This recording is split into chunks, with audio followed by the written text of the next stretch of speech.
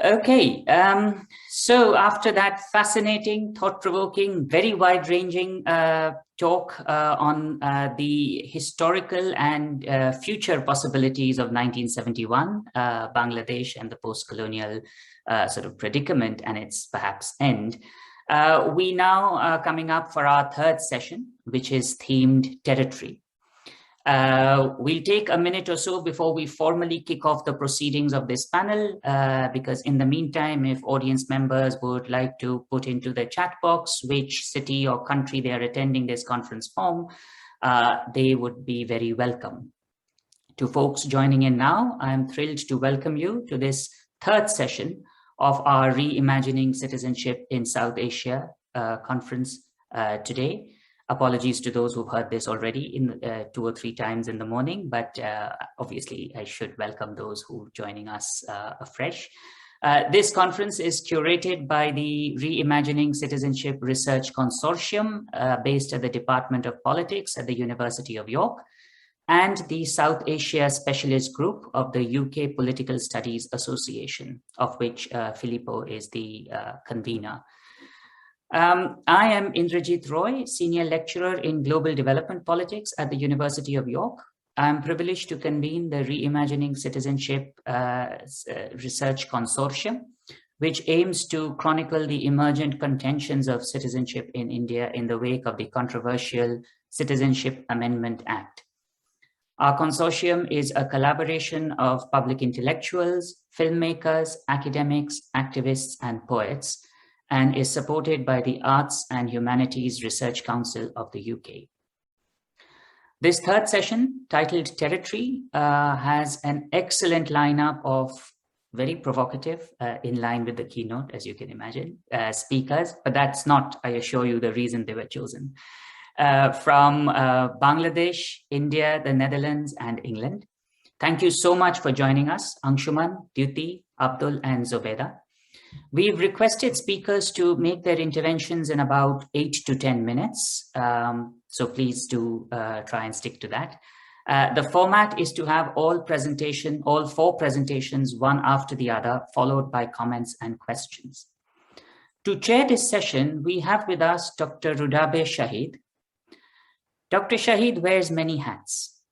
She is at the moment at New College, Florida, where she's a postdoctoral fellow. She's a non-resident senior fellow at the South Asia Center of the Atlantic Council and a consultant at the European Institute for International Law and International Relations. Previously, Dr. Shahid was postdoctoral fellow at the Rethinking Civil Society project at the University of York, where the position was funded by the Leverhulme Trust. For that project, for that group, Dr. Shahid worked on a project which looked at the situation of statelessness among the Rohingya Muslim population from the Rakhine state of Myanmar and compared it to the ongoing process of disenfranchisement happening to Bangla-speaking Muslims in northeast Indian state of Assam. In 2019, Dr. Shahid defended her PhD at the School of Government and International Affairs at Durham University. And the title of her thesis was The Social Capital Formation Among Bengali-Speaking Muslims in 3 Indian border states. Am I right with that, Rudabeh? Yes. She also holds an MA in International Relations from the University of Sussex and a BA from Middlebury College, USA. So she's been on both sides of the pond. She transcontinental, really. Couldn't have got a more cosmopolitan chair. Over to you, Rudabeh, please. Thank you, Indrajit, for that elaborate introduction. And I would also like to thank Buddha and Filippo for putting this together along with Indrajit.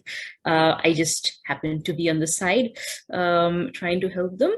And we have a very fantastic lineup. And this is great that it's followed by the keynote presented by Professor Faisal Devji. And today, this panel is on territory, and few of our scholars are presenting who I know, and probably with some of them I'm interacting for the first time in person. I will give their names and institutional affiliations and then hand it over to them. So our first speaker is Angshuman Choudhury from the Institute of Peace and Conflict Studies in New Delhi, India. Then there is Dyuti A. If I don't have your last name here, so apologies, from the University of Sussex, the UK. Then we have Abdul Kalam Azad from Vrije Universiteit Amsterdam, the Netherlands. And then we have Zobaida Nasreen from the Department of Anthropology, the University of Dhaka in Bangladesh. So I think we'll start with Angshuman, and Angshuman, over to you. And Angshuman, are you there? I am. Can you see me or hear me? Yes, I can see you. I actually have a presentation, so should I share my screen? Sure. I thought you were going to read it out, but yeah. It's up at the end. Just give me a moment. So Angshuman is presenting today on a paper comparing Myanmar and the Northeast India, and it's titled Half Citizen or Non-Citizen, a Comparative Analysis of Manufactured Liminality of the Rohingya Muslims in Myanmar and Bengal-origin Muslims in Assam. So over to you now, Angshuman. Thank you, Rudabeh. Thank you, Rudabeh, Buddha, and Indrajit for arranging this very timely conference, and particularly this very timely panel called Territory. Many of you must be aware that yesterday we saw a heinous show of violence where territory of a particular group of people were usurped in Assam by state forces and backed by a certain social consensus. Without delaying, I would get into the paper, and why I call manufactured liminality, why I use that term, I think should be pretty much clear when I go into the paper. Okay, so in the early 1980s, two adjacent subregions in South Asia sharing a common border with Bangladesh witnessed a series of tectonic events that spawned new forms of collective disenfranchisement for two ethno-religious minorities, the Bengal-origin Muslims of Assam and the Rohingya of Myanmar. From 1979 to 85, the state of Assam in Northeast India witnessed the Assam agitation or Assam movement directed at so-called illegal immigrants from Bangladesh and culminating in the Assam Accord of 1985.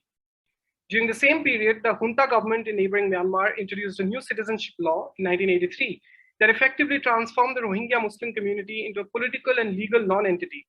Since then, the two territorial spaces have gradually turned into complex sites of liminality, continually perpetuated by the state using legal, bureaucratic, and political tools.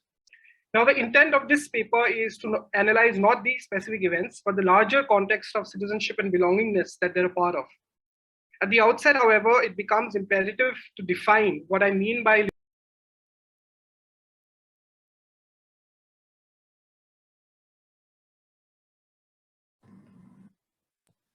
Angshuman, you're muted.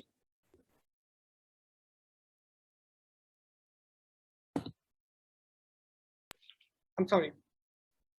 Can you hear me now? Yes, we can hear you. Right. At the outset, however, it becomes imperative to define what I mean by liminality here and why a comparative analysis between Assam and Myanmar can add meaningfully to the literature on contested citizenships. Now, liminality is a concept only sparsely explored in the dual context of Assam and Myanmar, or even within the citizenship and belongingness literature in South Asia. The few studies that exist, such as Anupama Rao's work on the formative contours of Indian citizenship or the work on the liminal spaces of Rohingya refugees by E. Xavier and V. Nandita, focus on either legal political citizenship through the nation-state framework or sites of international displacement. However, scholarships on semi-legality by scholars such as Shin He and Agnieszka Kowal and liminal legality by scholars such as Nicholas de Genova and Cecilia Mangivar are relevant in the Assam-Myanmar context as they shine light on how the liminal nature of legal status shapes the life worlds of those whose citizenship is incomplete. Within this, Cecilia Mangivar's work on the gray areas between documented and undocumented is particularly useful in understanding the complex nature of political legal liminality in the two contexts. Now, for the purpose of this paper, I would choose to frame liminality as a dynamic phenomenon, operating at many levels of a community's collective existence, including its relationship to both the state and contiguous communities. I argue that liminality is not a monolithic condition that is captured by just one law, headcount project, or bureaucratic regime, or can be situated in just one particular refugee camp or detention center. Rather, it is a continuous process that is produced and reproduced in varied forms across multiple fronts: legal, political, social, economic, and cultural. And more often than not, liminality is manifested in the mundanity of life. This understanding of liminality, I argue, is a more comprehensive normative lens than statelessness to understand contested citizenships. At the same time, it can also be a pathway to developing more effective legal and humanitarian interventions to safeguard the civil and political rights of at-risk communities. In the specific context of the two case studies, liminality may be defined as a permanent state of exception, characterized by a unique form of amorphous citizenship and the condition of being stuck in a strange and often fluid limbo between otherness and belongingness. Owing to legal bureaucratic technicalities enshrined in the citizenship laws of India and Myanmar, neither community can be defined as either truly stateless or full citizens, contrary to what many might believe. To understand this better, it is crucial to move out of the strictly legal domain and unpack the multi-layered social, political, and bureaucratic regimes of disenfranchisement that they live under. As legal scholar Peter J. Hammer argues while defining statelessness, which I see as a critical subset of liminality, quote, "It is often social rather than spatial boundaries that define who is in and who is out, who belongs and who does not, who is visible in the eyes of society and who is invisible," unquote. But due to paucity of time, I won't delve into all elements of the liminal zone in Assam and Rakhine State. Rather, I'll focus on three specific patterns conspicuous in both contexts, which actively contribute to the creation and sustenance of liminal spaces: legislative action, formal regimes of identification and classification, and socio-physical displacement. These patterns provide a framework to better understand the condition of midway citizenship, or what many have called the stuckness of the two minority groups in question. By doing this, we can truly appreciate the spectral and not the binary nature of liminality. The first pattern here is the synthesis of liminal spaces through top-down legislative action. The primary objective of the state here is twofold. One, create vagueness in citizenship norms, and two, make it difficult or even impossible for non or quasi-citizens to become full citizens. Now, in Assam's context, this includes a constellation of federally enacted laws that emerged in direct response to both local ethno-nationalist anxieties about Bengal-origin Muslims who are continuously suspected to be Bidekis or foreigners, and the Indian state's growing paranoia over the India-Bangladesh border. These include the Citizenship Amendment Act or CA of 1986, the CA of 2003, and the most recent 2019 CA. In Myanmar's case, the singular 1982 citizenship law did the job of pushing the Rohingya Muslims into a rightless abyss. All of these legislative and legal maneuvers are designed to create or perpetuate a zone of abstraction for the two communities in their own respective national contexts, wherein they abruptly become either legal non-entities who must be expelled from the territory or by any means, or dangle on as half entities who can stay on with truncated rights. The latter phenomenon is especially prominent in both Assam and Myanmar. In the Rohingya case, for instance, as Nick Cheeseman points out, the 1982 law doesn't directly strip the community of its citizenship, but instead creates a structural barrier for them to continue as citizens by making Burmese citizenship conditional to the national race or Taingitha status of both parents.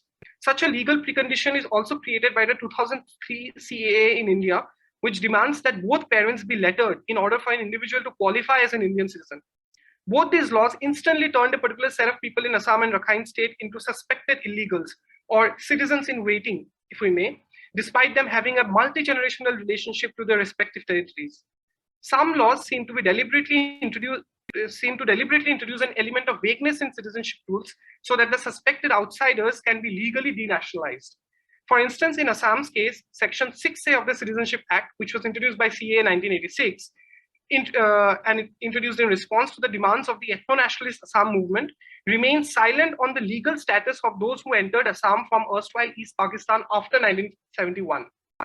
This enduring legal vagueness has provided fertile ground for legislative and judicial institutions to disenfranchise millions through arbitrary means. The second common pattern in both cases is the existence of a top-down regime of formal identification and classification that is categorically aimed at maintaining half citizenship.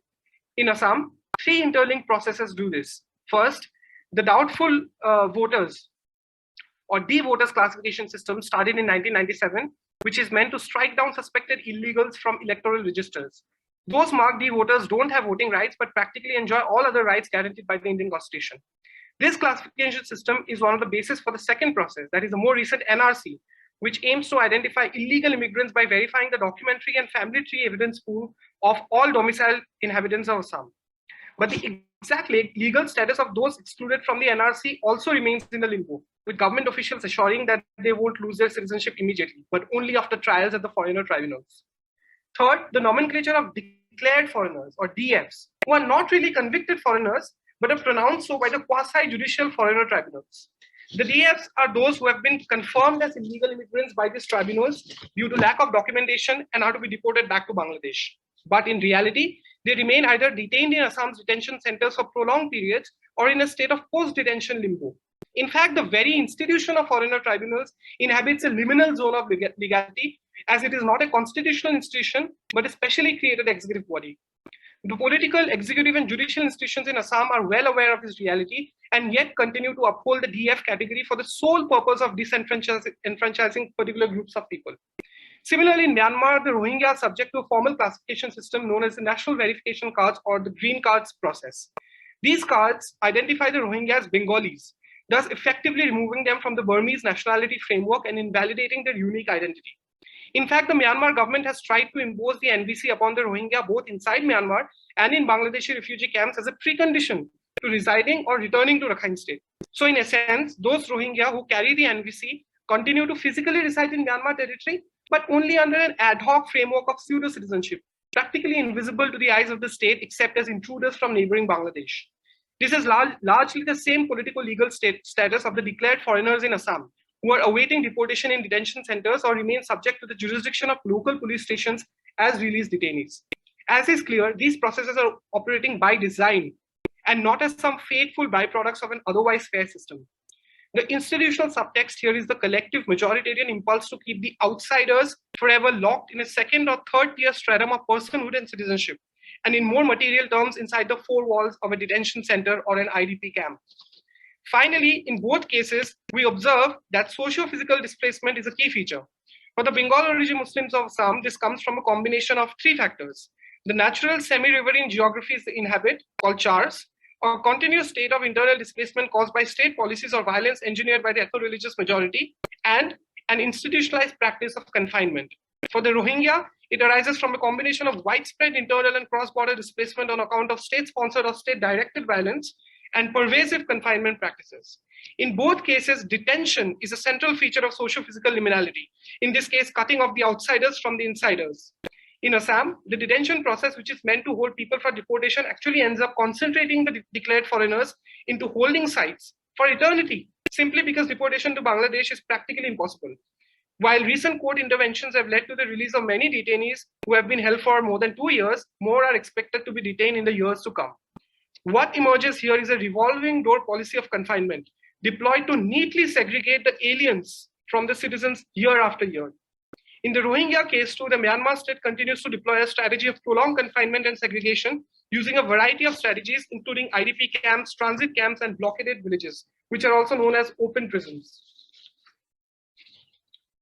For the two communities, this creates a state of permanent displacement, a sense of having no real ground beneath their feet at any point of time. Notably, violence is a key push factor behind the sustenance of socio-physical liminality for both communities. Be it the Burmese Army's operations against the Rohingya in 1978 or the Delhi massacre in Assam 5 years later, it is through direct violence that the state or majority groups have pushed the two communities outside the mainstream social or territorial boundaries. The current spate of forced evictions in Assam, directed singularly at poor Bengal-origin Muslims and often carried out under the intimidating presence of bulldozers and state forces, too may be seen as a legitimized use of violence to create a continuous state of physical liminality for the community. The Myanmar military's extraordinarily violent campaigns against the Rohingya in northern Rakhine State in 2017, which included widespread burning of Rohingya villages, was an attempt to eliminate the socio-physical presence of the community from the area. The sense of displacement and its physical manifestations are often the most heightened aspect of the Bengali origin Muslim and Rohingya experiences of half citizenship. In conclusion, it is crucial to note that for the two communities discussed here, liminality is not just an abstract or superficial feeling. It is a very tangible and visible obstruction to life and dignity. The reality of being stuck in a no man's land of citizenship and personhood is very bleak, as it offers no protection for a community's history, a means to live its present, or a guarantee for its future. In the meantime, from a humanitarian vantage point, recognizing the complex and shifting nature of the strange space between citizen and half-citizen becomes imperative so as to make more effective interventions. Thank you.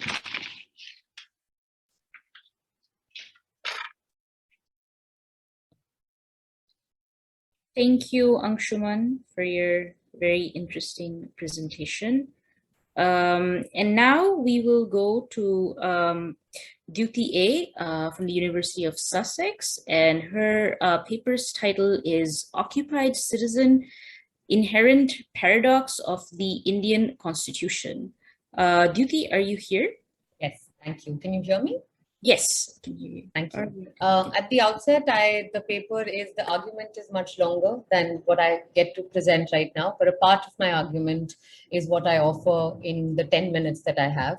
So I don't come with a conclusion per se to give, but I do give a whole argument. And this paper is in the context of Kashmir and India, and Kashmir has had a legal relationship with India, which is based on Article 370 of the Indian Constitution, which was put into action in 1950 when India adopted its constitution. The Azadi slogan echoed in different parts of Delhi, the country's capital, in December 2019. Azadi is a Persian word that means freedom or liberty, and the term is also used as such in Urdu and Hindi. The sounds reverberating in the streets of Delhi find their significance in the most fragrant slogan of Azadi that has been widely used in the Kashmir Valley since the 1980s. Azadi is a cry for self-determination and a blueprint of the desired nation-state of Kashmir.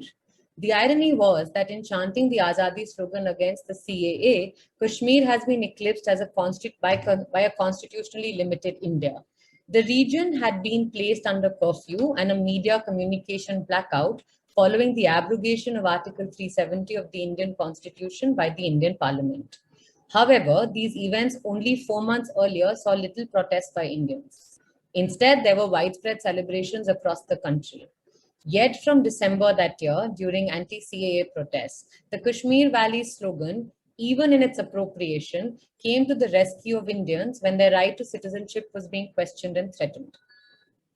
The unraveling of these events bring out the paradoxes of triumph, illusion, freedom, despotism, independence, occupation, which is what I'll be focusing on in today's presentation. I seek to unpack through this discussion. The Constitution, which guarantees citizenship to Indians today, was a matter of coercion in its genesis for certain regions, namely princely states, including Kashmir. The paradox also extends to the current moment when laws are abrogated and citizenship amendments passed in a manner that is in excess of law within the parameters of procedures established by the same constitution. Such acts target a particular religious community. Secondly, I draw on my ethnographic engagement to bring out this structural critique. Regarding the paradox of independence and occupation, this tension is rooted in the moment of the promulgation of the Constitution that on one hand conferred on India a status of sovereign constitutional republic, on the other it subjugated the people of Kashmir through Article 370, although promising eternal autonomy. The abrogation of Article 370, seemingly done within the parameters of the Constitution that was being defended by CAA protesters, rendered residents of the entire region of Kashmir under communication blockout, violating their rights of freedom of speech, expression, life, mobility under the same Constitution. Mridurai wrote, and I quote, in 1947, at the moment of independence, and also the partition of the subcontinent along religious lines, India claimed Muslim majority Kashmir as its prize, a vindication of its secular credential and repudiation of Muslim Pakistan's communal politics. I unquote. In the rhetoric accompanying this incorporation, the Indian nation valorized its achievement precisely by stressing the Muslim nature of Kashmir and Kashmiris. They were the nation's secular blanket. Indian Muslims were rendered a hyphenated secondary status, with the onus of proving their secular fabric of the country falling on them. The road outside Jamia Millia Islamic University just about allows for two-way traffic to flow. But since the attack on the university in December 2019, one side of this two-lane road had been occupied by students and residents of the neighboring area, mostly from poor working-class Muslim families. During the day, the sit-in site was of slogans, performances, and speeches with pavement saturated in art. In January 2020, I was supposed to meet my two interlocutors, Sara and Mohsin, name changed, two Kashmiri Muslim students from the university for a conversation. The Kashmiri students did not care much about the constitution, but wanted to extend their support to protesting Indian Muslims. What drew them to the protest on that day was an address by Dr. Shashi Tharoor, a member of the parliament from the Congress party, who a few days earlier in a tweet had argued that the assertion of Muslim identity through the invocation of La ilaha illallah, which means there is no God but Allah, was an expression of Islamic extremism.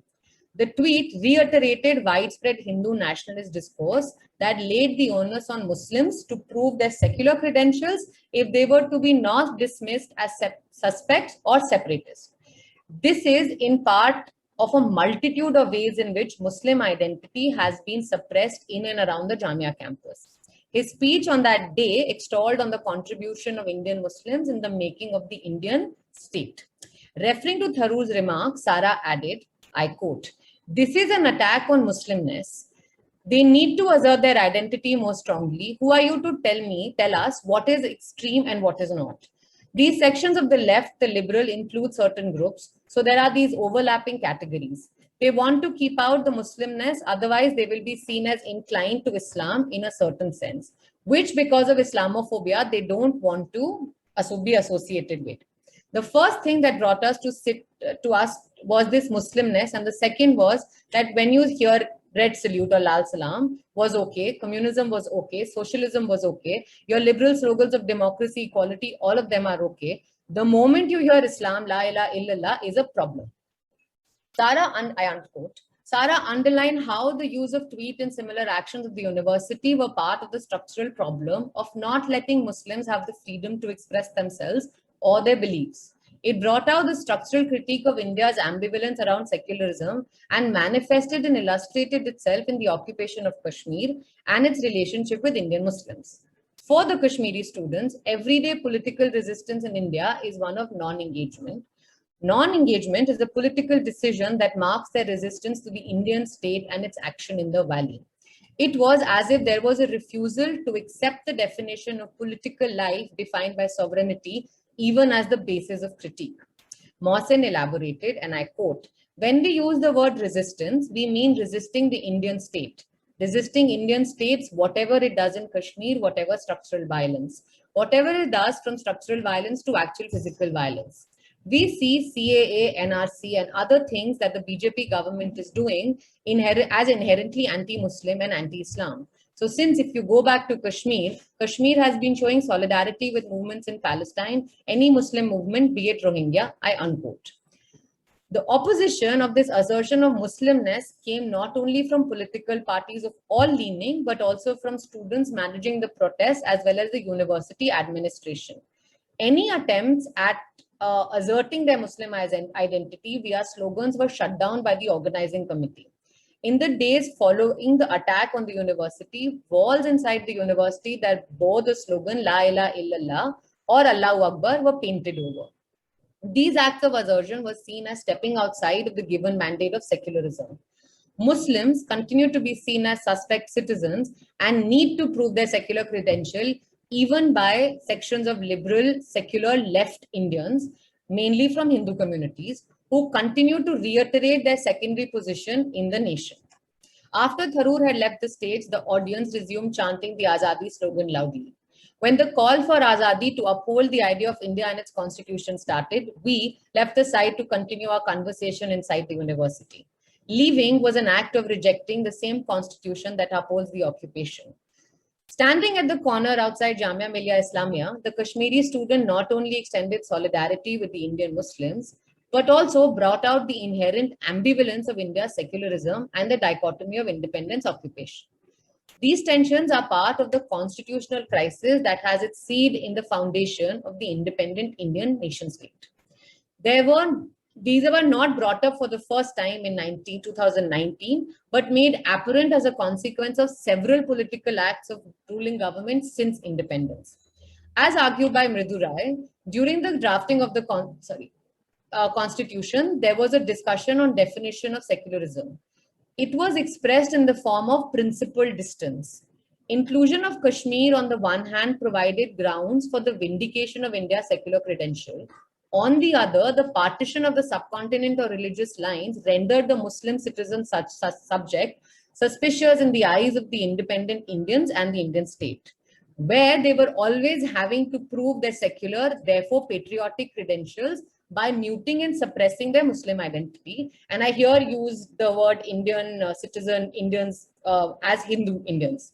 The denial of voicing slogans such as La ilaha illallah within the democratic use of public spaces, singling out Muslim assertion, giving it a negative communal connotation when Hindus are doing the same everywhere,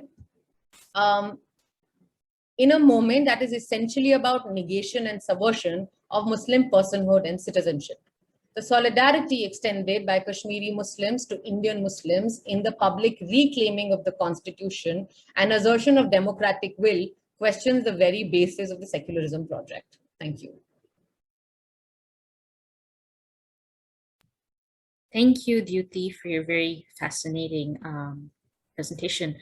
And now we went from the east to the west with from Angshuman to Dyuti's presentation, from Assam and Rakhine to Kashmir. And now we are moving back to Assam, to the east, to the northeast of India. And we have with us Abdul Kalam Azad from Vrije Universiteit Amsterdam in the Netherlands.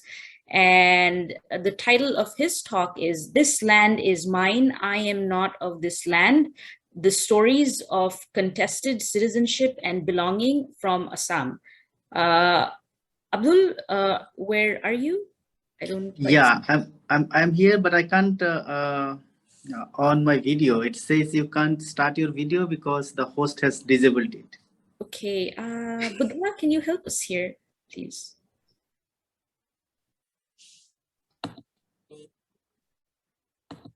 Can you try? Yes. Yes, we can see you. Yeah. Over to you now. Okay, thank you. Thank you. So I don't have a written paper, neither presentation. So basically, I will try to speak from some of my notes. And as some of my previous speakers, Angshuman, Manjita, they have mentioned about the history and politics of Bengal-origin Muslims in Assam, the citizenship and the related violence. So what today I want to do is that, the Muslims who were brought to Assam from British India's another part to today's Bangladesh to work, actually to grow more food, are now being subjected to this large-scale displacement from their agricultural land, from their, sorry for the noise, from their land. So what I want to discuss today is that in Assam, a large section of our people, I belong to that community, our citizenship has been contested through various means, as Angshuman was describing, D-voter, reference case, through the border police, and the latest is the NRC. So akin to this contestation of citizenship, our belonging is also being contested. And then this displacement, dispositions are happening. So today, in today's presentation, what I will try to explain is that how the contestation of citizenship actually aggravates the contestation of our belonging and vice versa. So how a contestation of our citizenship actually make us more vulnerable towards eviction and displacement, and how the displacement and forced displacement again, aggravates the situation and makes us more vulnerable towards citizenship contestation. But before going to the discussion, I want to read out a section of a poem by one of the Mia poets, Qazi Sharwar Hussain. So his poem is actually the title of my today's presentation. This land is mine, I am not of this land. So I'm reading the poem now.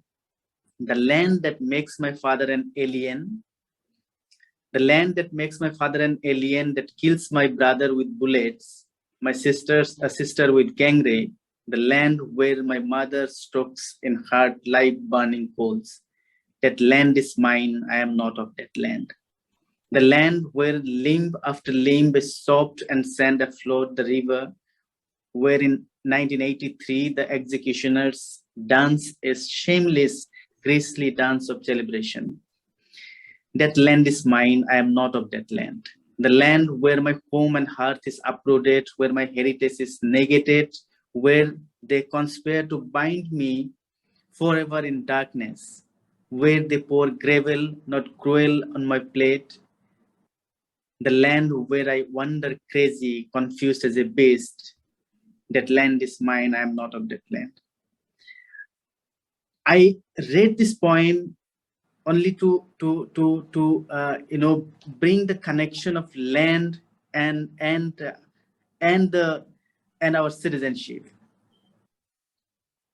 Now I want to draw your attention to the very recent eviction drives in Assam. You must have seen the video where the person who was trying to defend his home, defend his belonging on this place with a bamboo stick, and the policemen, they fired live bullet. The person fell down on the ground, and on his body, on his dead body, his dead body was mutilated. So from like how this kind of thing is happening in the in this last week, more than 800 homes have been demolished in a place called Dorong in Assam. And what I want to argue is that this is not an incident which is happening all of a sudden. And this has a very strong connection with the citizenship contestation in Assam.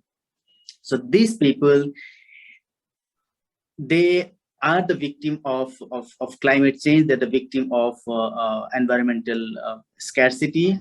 So these people were, as Angshuman was telling about the Chor area, the river island area, from this river island area, they got eroded, uprooted, and came to this place. Many of them were actually settled by the government. And when the government changes, so these people were, first thing was that questioning their identity, questioning their citizenship. So when their citizenship was questioned, and some of the contestation was like, there were media articles, reports that these people are illegal immigrants, and illegal immigrants are getting government resources, government supports. They're not only the media, but also organizations, writing organizations on the ground. They mobilize people. They mobilize people on the ground to contest their citizenship. When I went there along with my team of researchers and community workers, we actually, I'm talking about in 2016, we conducted household survey to actually check their documents, and we didn't find a single family who haven't submitted their NRC application at that time.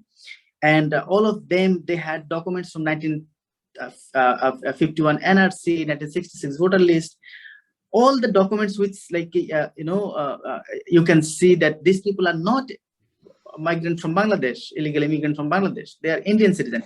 But because of this contestation, that they are not citizen of this country, that is used as an opportunity to otherize them, to dehumanize them.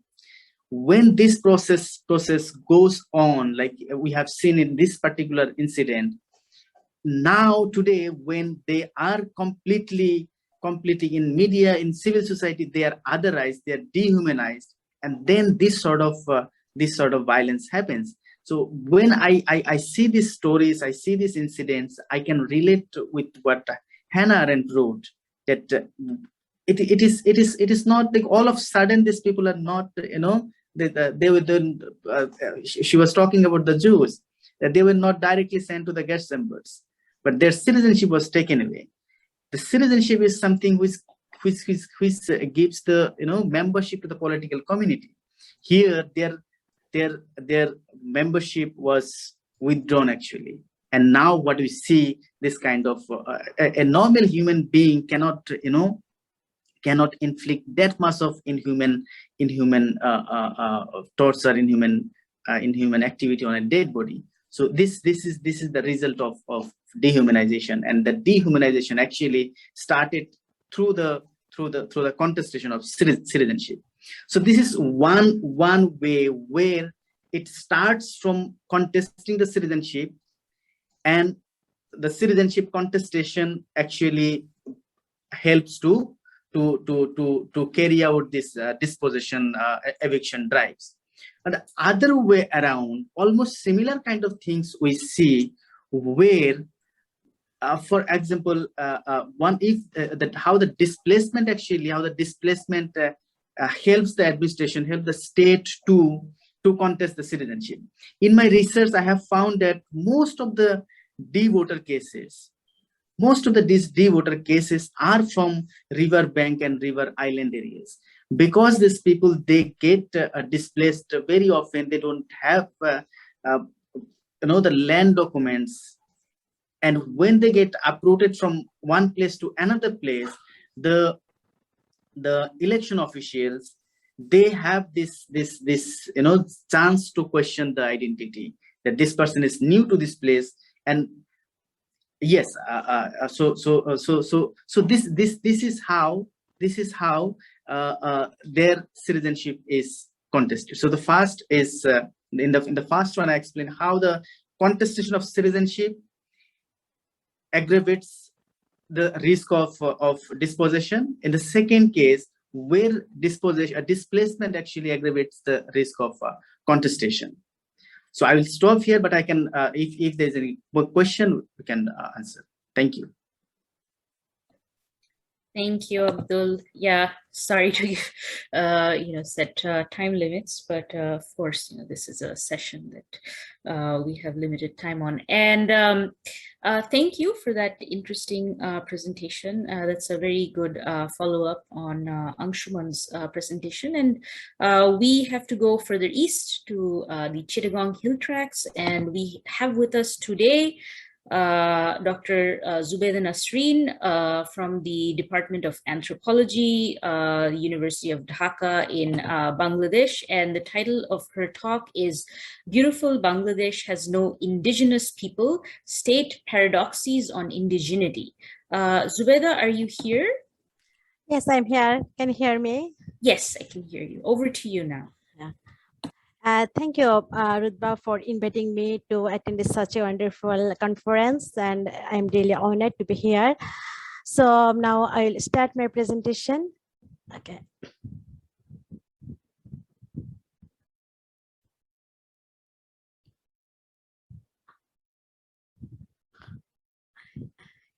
Can you see? Rudabeh, can you see yes, my PowerPoint? Yes, I can see. Yes. Welcome everyone to explore beautiful Bangladesh. Any foreigner arriving at the Hazrat Shahjahan International Airport will be greeted by photos of tribal dance hanging on the walls. Now I will show you a country branding called a very small documentary called Beautiful Bangladesh, a land of stories. Okay.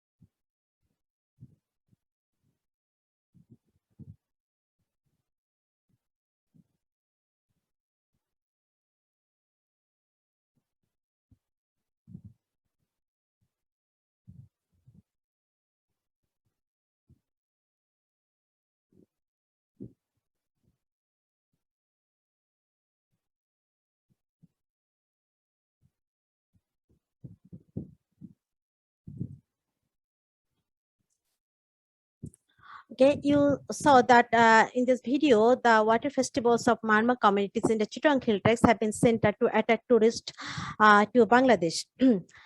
I came across these posters in the Bangladesh Embassy in Lisbon, which are published by the External Publicity Wing, Ministry of Foreign Affairs.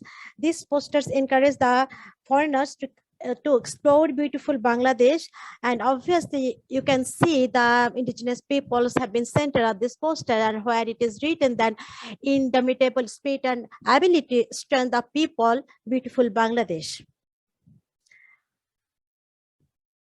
And this is the stamps. Actually, in 2010, the government of Bangladesh circulated stamps using the image of the indigenous community living in the Bangladesh, where the figures of the indigenous women have again been centered. In contrast to the celebration of indigenous people for the purpose of tourism, the government has outreach claimed that there are no indigenous people in Bangladesh. And simultaneously, the Bangladesh government issued a letter stating that foreigners willing to visit the Chittagong Hill Tracts will have to get permission from the Home Ministry. Therefore, the article aims to explore the state's discourses on indigeneity through analysis of representing indigenous people in promoting tourism. It explains how the term Adivashi has been addressed in government documents, including secret letters, policies, press releases, and the government paradoxes and indigeneity. Finally, the paper contributes how this paradox has been established through the semantic politics of indigeneity in Bangladesh. In Bangladesh, 142.3 million people are Bengali, but nearly 3 million are indigenous peoples belonging to at least 54 different groups, living in different areas and speaking at least 45 different languages. These indigenous groups are known as tribals, Upajatis, Jummas, Paharis, indigenous Adivashis, ethnic minorities, and more recently indigenous is Bangladesh. And Chittagong Hill Tracts houses 13 different indigenous groups. Let me tell you some historical overview of Chittagong Hill Tracts. In 1971, when Bangladesh got liberated, actually the first constitution doesn't actually recognize the indigenous people's identity. Manobindra Narayan Lanma, who was that time the independent parliamentarian, he actually made the Prime Minister Sheikh Mujibur Rahman with his groups to recognize their identity in the constitution. But Bangladesh government actually treated their attempt to their struggle or to their demand to get recognized as with their identity as a separationist movement. And hereafter, Janasangiti Samiti, the local political party among the indigenous groups in the Chittagong Hill Tracts, was formed to claim or to begin their movement to recognize their identity. And government deployed military in 1972 and they actually control the Chittagong Hill Tracts under the military. And 1976, the Shanti Bahini, the armed forces of Janasangiti Samiti, was formed, and there was a long conflict between the Bangladesh Army and the Shanti Bahini continued until 1997 before the Parbati Chattogram Accord got signed between Bangladesh government and Janasangiti Samiti, which popularly known as Peace Accord. And the Bangladesh government has outright claimed that there is no indigenous people in Bangladesh. Through their claim, government has refused the demands of the indigenous population itself to have their identity recognized. The Bangladesh government is one of the few in the world which officially denies the existence of indigenous people within its borders. This was evident on 21st June 2011 when former Law Minister Shafiq Ahmed reiterated that there was no indigenous people in the country. His remarks followed his earlier claim made on 8/2011 that those marginalized communities living in Bangladesh were tribal. However, The terms indigenous or Adivashi have been used in a number of laws and programs, including the Chittagong Hill Tracts Regulation 1900, the Finance Act of 2010, the Small Ethnic Groups Cultural Institutes Act of 2010, and the Poverty Reduction Strategy Paper of 2010. Yet the Prime Minister Sheikh Hasina said at a press conference on April 27, 2011, that there are no indigenous other than Shawtal. Furthermore, on 9th August 2016, one of the advisors of Prime Minister H.T. Imam opined to BBC Bangla that the people demanding their identity as indigenous, their lifestyle, mode of cultivation and cultural activities have similarities to the people in Philippines and Cambodia throughout the history. Hence, how are the indigenous in Bangladesh? Here, the state discourse on indigeneity is seeking to negate the claim of the indigenous people of Bangladesh by geographically distancing them to Philippines and Cambodia, which anyway are far apart from each other. As a result, since the claim is that they are not originally from Bangladesh, they cannot be called indigenous. This is a secret letter, actually. It's actually a bit hazy and it's written in Bengali. So I have a English translated version of this letter, and I'm just showing this. So you can read the letters. And so the position of the government on indigeneity can be traced quite vividly in the secret official letter. I was fortunate to have come across it by means of acquaintances who had access to these documents. The language used in the letter demands critical reading. By referring to some Upajati individuals with vested interest, the government of Bangladesh is resorting to a divide and rule policy among the indigenous peoples in the Chittagong Hill Tracts. The term disparate, quote and unquote, used in the letter carries a negative connotation to indicate that the attempts of recognition of the indigenous people is somehow irrational and has hidden connotations. These hidden connotations are propaganda are meant to malign Bangladesh in the international sphere. Whereas Adivashi means the original inhabitant, the preferred terms of Bangladeshi government is Upajati, and that means a sub-nation. When referred to as the Upajati, the indigenous people would continue to remain under the control of Bangladeshi nation and its governments. The letter also highlights the fear of the Bangladesh government and why they don't want to refer to the indigenous people as Adivashi. According to the letter, if the indigenous people are referred to as Adivashi, then they would secure international rights, which in turn would enable them to protect the interests of the indigenous people and pave the way for the demands of autonomy. Then the government would have to accept customary rights that it does not want to accept. The irony of the situation is palpable when it is proclaimed in the letter that the indigenous people want to label Muslim Bangladesh in Chittagong Hill Tracts as Muslim Bengali settlers. If we analyze the government discourse on the Chittagong Hill Tracts through the secret letters, press note, and press release, circulars, bills, and policies, we could analyze it easily through the Foucault's concept of normalization. And it helps us to understand the process of differentiation and exclusion used by the Bangladeshi government in terms of dealing and controlling indigenous people and their movement for the recognition of their identities as Adivashis. Its intervention used for controlling apparatus like documents in the Chittagong Hill Tracts. What are the symbolic constructions through which the politics of rhetoric and managerial practices are justified? How are they manifested in the government documents? From direct oppression through military,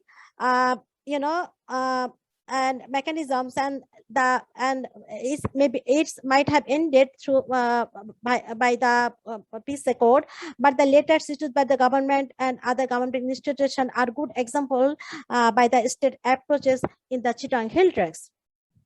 On 9th August 2014, the Press International Department issued a press release using the media experts, university teachers, and civil society members to afford the word Adivashi in discussion and talk shows during the International Day of World Indigenous People. This is because, according to the circular, there exists no Adivashi in the country as per the 15th Amendment of the Constitution. The circular added that the 15th Amendment minority ethnic communities in Bangladesh are referred to as tribes or ethnic minorities.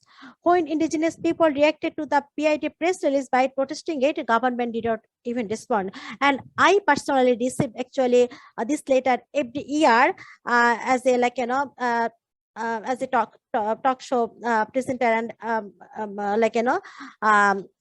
speaker. So in the 15th Amendment of the Constitution in 2011, the present government led by Awami League has denied the constitutional recognition of the fundamental rights of indigenous peoples, but has imposed the terms tribal and ethnic minorities. Images of indigenous people have been Zobaida, we need to complete. Okay. Images have been figuring prominently in the branding of the country, which is termed the beautiful Bangladesh, not just by the government, by the private, but also by the private firms. Even Arong, preferably very well-known shopping outlet by Bangladesh Rural Development Committee, BRAC, draws on the indigenous theme through their poster tribal craze in order to attract more business. The National Curriculum and Textbook Board of Bangladesh uses 3 categories: ethnic groups, minority and minority ethnic groups in their textbooks. And Bangladesh government use like tribe, Upajati, Pahari, Adivasi, Jummo, indigenous, ethnic minorities, several categories which influence, which indicates the semantic politics of indigeneity over the issues.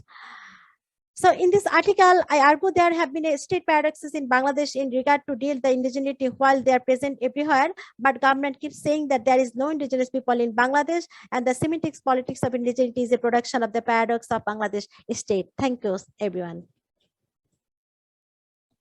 Thank you, Zobaida, for your very fascinating paper and on the Chittagong Hill Tracks. And now, before opening it up for questions to everybody else, actually the first question which came up and I have is about the constitution in the countries that we've been talking about. And Zobaida touched on it, but I also would like the other presenters to comment that, how much is the constitution of India and Myanmar and Bangladesh actually protecting these communities that we've been talking about. So, for example, Zobaida said that there are no indigenous people in Bangladesh. Kashmir, Dyuti, in your presentation, you've been talking about Kashmir, but the Article 370 and 35A was revoked. So since then, how far have rights of Kashmiris deteriorated? Because even before that, we've been seeing human rights abuse in the valley. Angshuman and Abdul, in Angshuman, your presentation covered Rakhine, the Rakhine state as well, and we saw how systematically their rights were taken away. They were, in a sense, declared a foreigner. They didn't exist in Myanmar. How is that actually happening in Assam? I mean, we were shocked yesterday with the video that came out, and we were seeing the people, including me, have been drawing parallels with what happened in Rakhine to what's happening now in Assam. So Abdul was, for example, giving us, situations where, the poet, the Mia poet was describing what has happened, and now we are actually seeing evidence in videos. So the whole question now is about constitution and how much it is protecting people from structural violence by the state. And also, if you all can talk about this whole idea of settler colonialism. So in Chittagong Hill Tracts and Kashmir, scholars have been saying that this is a worry. On the other hand, in the case of Assam, a lot of scholars have been saying this, but this whole question has been, this whole topic of settler colonialism has been used against the Bengali-speaking Muslims there. Muslims of Bengali descent. So can you please answer these questions that I have, and then we'll take it to the audience. Thank you.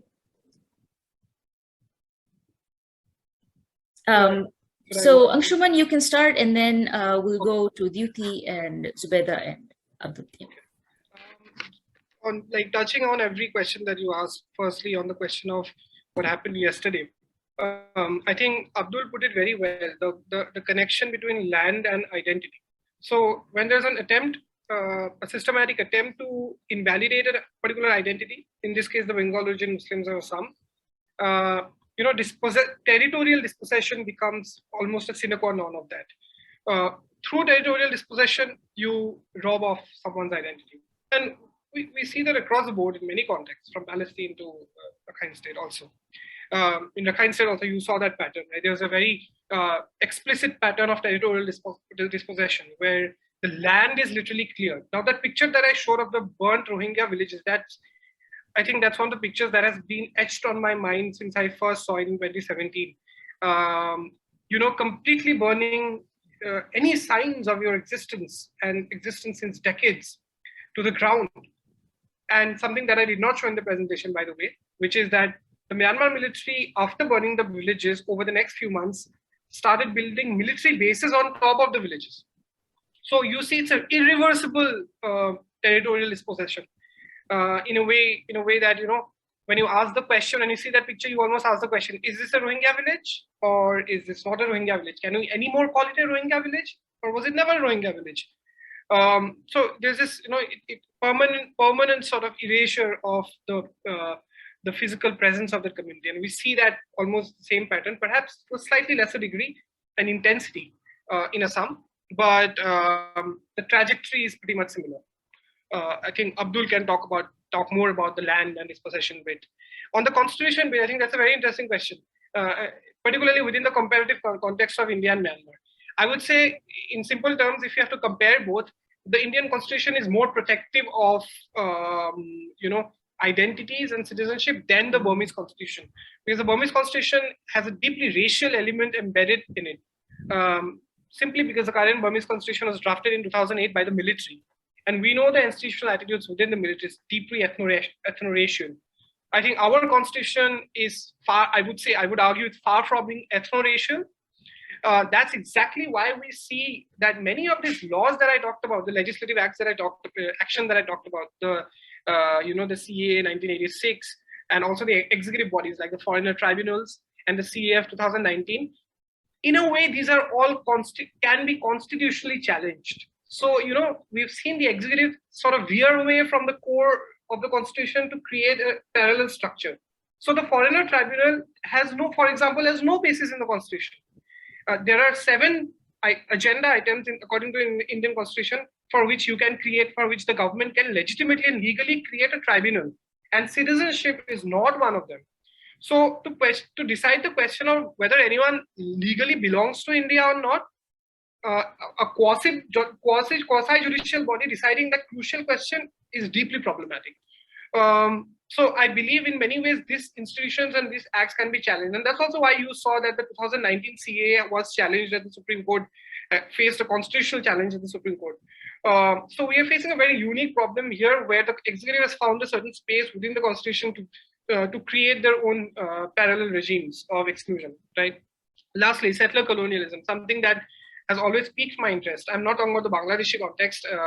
I think that's entirely separate in terms of, the Chittagong Hill Tracts the context. But here I'm talking about the argument that a lot of Assamese nationalists use to, in the context of Bengal-origin Muslims. They claim that the Bengal-origin Muslims are settler colonialists who are actually oppressing or destroying the indigenous identity, which is the Assamese identity in this case, right? So, but the grave fault with this argument is that it completely overturns the very foundation of settler colonialism, the very concept of settler colonialism, where there is a grave asymmetry of power. The colonizing power in this case has to be, in the case of settler colonialism, has to have some relative advantage to the colonized population, right? Which is not absolutely not what we see in this case. These are poor Bengali origin, the early immigrants or poor immigrants from Bangladesh who are looking for a better livelihood, for better opportunities. During the colonial period, they came where there was no international border. They came like all human beings cross land, and all human beings negotiate land and territory for better livelihood opportunities.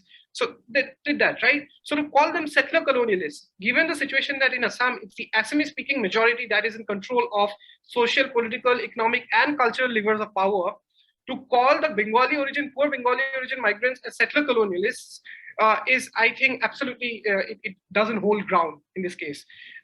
Simple example, if you see the Palestinian and the Israeli case, the Israeli state is backed by a powerful military infrastructure where they step into the Palestinian land and occupy the Palestinian land, right? So this is absolutely not the case here. The Bangladeshi state is not sending in forces behind these people to back them up and somehow settle in Assam and eat up territory in Assam or dominate the Assamese population. In fact, as Abdul pointed out, a lot of the land was sold voluntarily by people inside Assam to the earlier immigrants, right? So in that sense, I think this settler colonialism discourse is deeply problematic. It's actively weaponized to marginalize, further marginalize an already marginalized group of people. All right. So, all right, Abdul, you're here. Do you want to add something to what Angshuman is saying, or do we go over to somebody else? Abdul? Yeah, I think Angshuman has covered it pretty well. So I completely agree with Angshuman that this term settler colonialism is weaponized. Whenever, especially against people like us from the community who are speaking. So we are we are branded like anti-Assamese. We are branded like we are defaming Assam. Many of you might have known that during this Mia poetry movement, we were subjected to criminal cases. So yeah, this is weaponized. I agree with Angshuman. Thank you. Okay, so now we go over to Zobaida, where there are probably armies backing up. So can you elaborate on settler colonialism and how the constitution, in what way it is protecting or not protecting the indigenous people of the Chittagong Hill Tracts? Well, actually, after 1971, the new constitution actually was formed on the basis of Bengali nationalism, and it was said in the it was actually written in the constitution that the identity of the citizen of Bangladesh will be Bengali.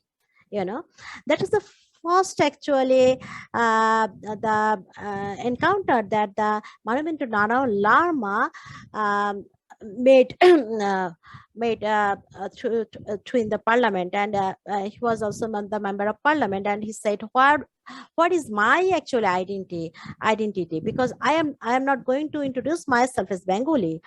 And even in 90 after their movement got started with their demand of recognition of their identity in the constitution, and still they are demanding to get these things in the constitution.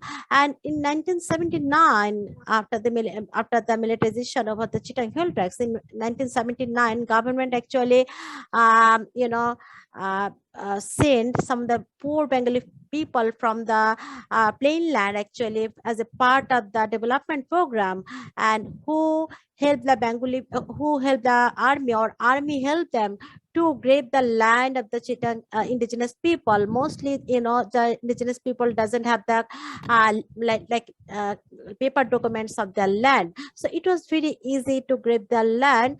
And from early 80s to until 1997, there was nearly 2 decades. There was a conflict, and there was a genocide, and nearly 1 lakh Chakma people, they had to migrate to India, and some of them still stayed there with a refugee status. So when the indigenous people left their land and went to India to save their life, then most of their land have been grabbed by the poor Bengali people with the help of army.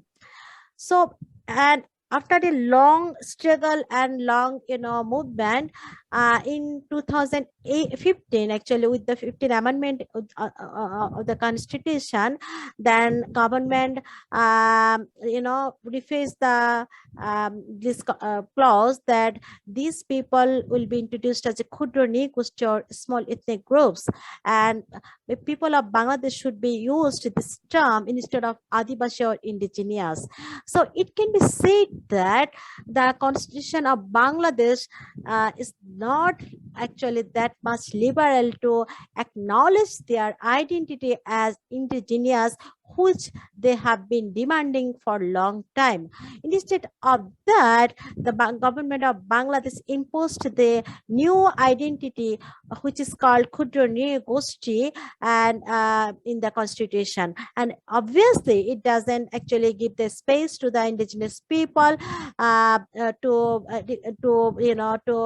get their customary rights, to their international rights, and to get their land back from the from the Bengali people. And this Bengali people actually has been labeled as a Bengali settler. Right. Okay. So Dyuti will go over to you now, and along with my questions of the Constitution and how certain articles were removed, 370 and 35A, and about the violence that even happened before, if the Constitution actually means anything in this case, and also the question about settler colonialism that many Kashmiris in the valley particularly fear. There's another question for you about, because your research is on the Jamia protesters and the Kashmiris you spoke. I mean, what were their dialogues? And this person, Bidisha here, she's asking about the dueling narratives about citizenship that were depicted to you, that you found through your works. So can you talk a little bit about that? Thank you. Thank you. In the interest of time, I'll keep it very brief. So about the Constitution, if we look at Constitution, it is a contract that people have with the state. So in 1950, when Constitution was promulgated, India from having subjects became citizens and we had rights. As Rohit D in his work, in his ethnographic legal work, has argued that Constitution is constantly in making and by people. So the Constitution's ability to hold or not hold rights for people is a constantly in making. The paradox of the Constitution lies in this very point that I'm making. While within the same framework of the Constitution, marginalized and vulnerable communities within the geographical space of India have argued for and asked for their rights and their fair status, be it Dalit, Adivasi, Bahujan, Muslim community, the same Constitution has been used as means of settler colonialism in Kashmir.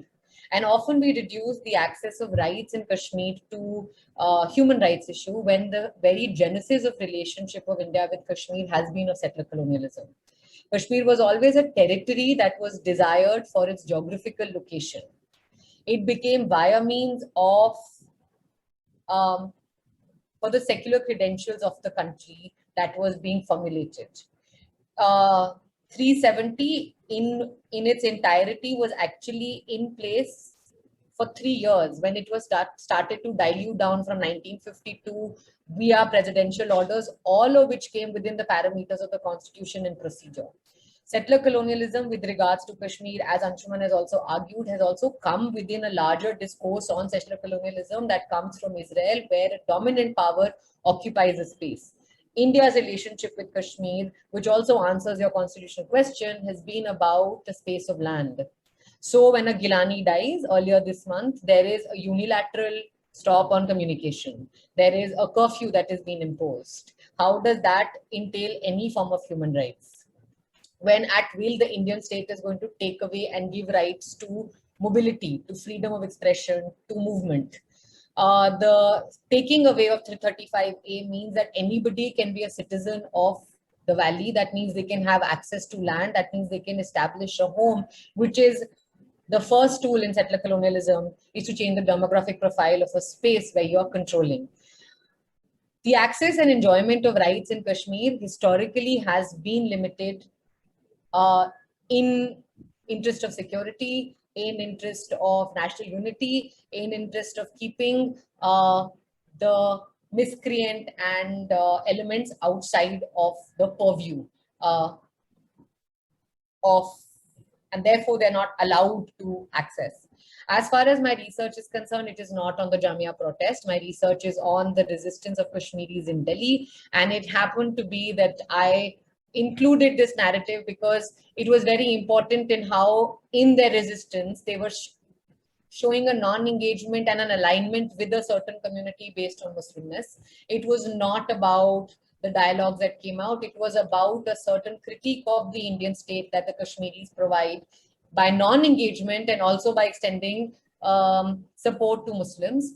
And just to add a little bit here, if a Hindu community is allowed to occupy public space, be it via the way they dress, be it via the celebration of festivals, or the ability to say any of the Hindu reverberation or cantation, which are basically about a certain god, without the threat of either being looked at as radicalized or being looked at as miscreant elements or being booked for something. Similar should hold true for all religious spaces, considering India doesn't have a religion of the state, and public expression of religion is part of the freedom of religious expression.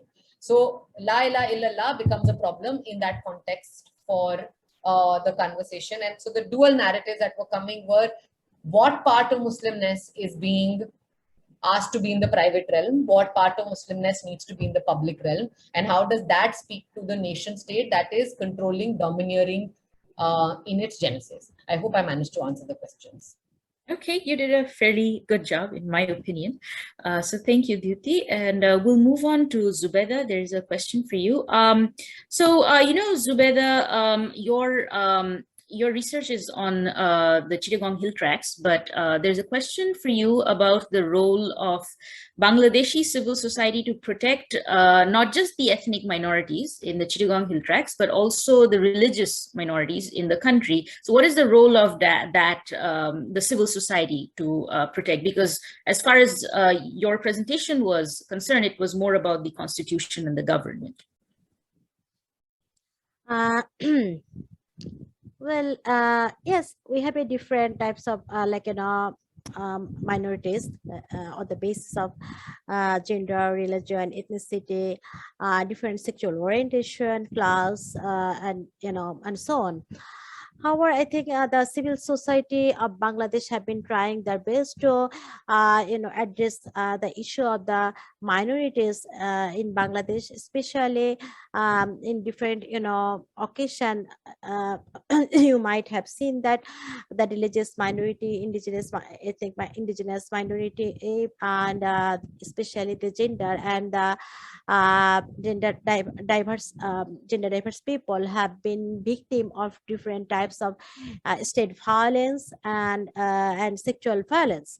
So, and I must say that actually civil society not a homogeneous category, and some people belonging to the civil society, they are highly connected with government, and especially they are involved with themselves within the powerful political party. So, and we also hear the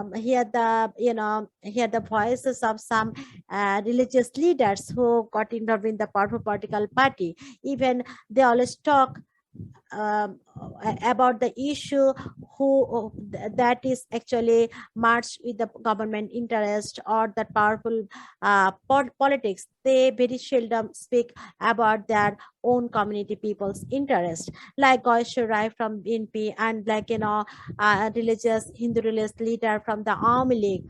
They always they always try to speak to ensure their power within the government party rather than protecting the interest or protecting the rights of their own religious or indigenous group.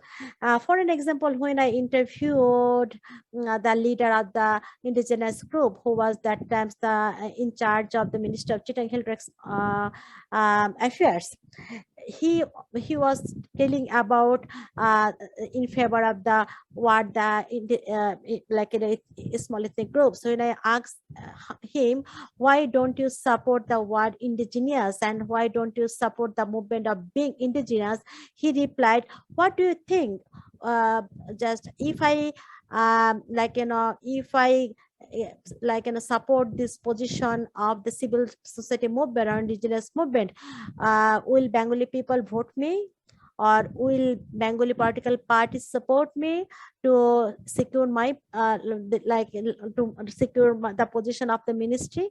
So I must actually support or participate with the popular discourse or the government discourse about the indigeneity politics. So this is the actually real situation, and we cannot actually make a homogeneous category of being a civil society, but civil society person or civil society movement.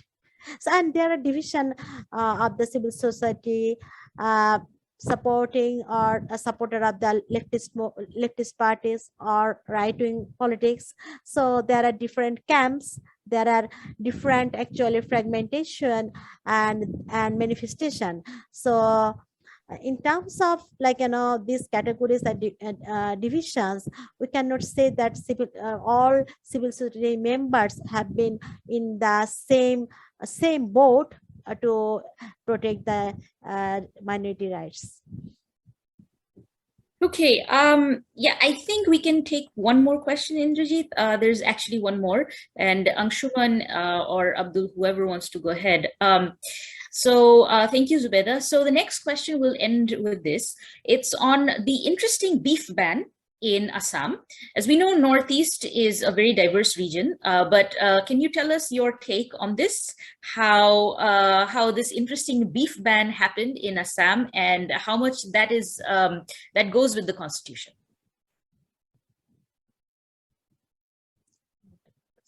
Abdul, do you want to take that, or should I? I think Abdul is not here. Angshuman, in the interest of time. You go ahead. Okay. Well, again, as I said, the constitution is a framework in this case, right? And what the executive is trying to do is find spaces within the constitution to, in a way, further its agenda, right? Its political and sort of cultural nationalist agenda. In Assam's case, a beef ban is, I would say, it absolutely doesn't belong in a state like Assam, which is so heterogeneous, right? Assam has a strong and powerful, caste Hindu majority or a caste Hindu group, but that caste Hindu group has been very, very different from the caste Hindu groups that we see in the rest of India. There are, of course, several structural similarities. For instance, when it comes to the upper castes in Assam, they tend to behave and their life world is very similar to those of the rest of the country. But in terms of culinary practices and sort of mundane life, sort of lifestyle choices and stuff, Assam is a very unique case. Beyond that, Assam has non-Hindu groups, non-Hindu, non-Muslim groups, which don't fit in either the Hindu or Muslim category. And they're tribal groups. They could be Christians or those who do not follow, a Brahmanical framework of Hinduism, which might, in the modern form, dictate vegetarianism, or vegetarianism as a lifestyle choice, or as a mandatory lifestyle choice, right? So Assam doesn't have that. Hence, a beef ban in Assam is regressive to the extent that it invalidates the identity of various smaller ethnic groups. For instance, the Missings, the Boros, stuff, right? They have been eating beef for a long time, right? And the way the law is framed in Assam is very, very peculiar. It's peculiarly unsettling. It says basically that there's a particular bounded area around 5 kilometer radius of a temple that beef can't be sold, right? Now, for that to be enforced, how would you enforce that? You have to enumerate all the temples. You have to map the 5-kilometer yard, circle around it. And Assam, and because of the numerical majority of Hindus, there are many temples across Assam, right? So that effectively means you are literally territorially segregating and socially segregating the entire population, right? And as we have seen from precedent from the rest of the country, that a beef ban becomes a natural segue to vigilantism. And Assam has seen, so far, by the way, several cases of beef vigilantism, like, let's say, Uttar Pradesh and Rajasthan, the two states which have seen and Madhya Pradesh, which has seen the most number of cow-related vigilantism.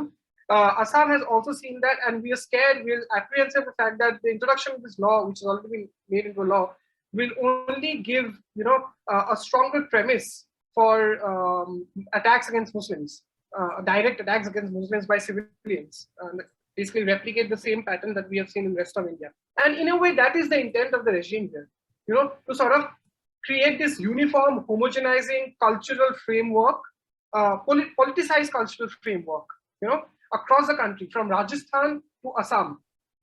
This is exactly, this goes back to what Indrajit was saying earlier in terms of building an ethnic nationalism, or building an sort of ethnic paradigm of nationalism in India, which the Hindutva does very well. So this becomes one of the markers. The fact that the Assam beef law has reached Assam becomes a marker of the fact, in fact, validates the argument that India is turning into an ethnic majority state in a way.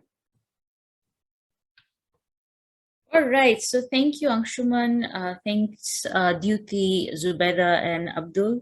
And it was a pleasure moderating this session. And I certainly learned a lot about all these places, some that I'm researching myself, some that are within my academic interests, of course. So, I would like to hand it over to Indrajit for closing this session. And thank you, Indrajit, for making me the moderator.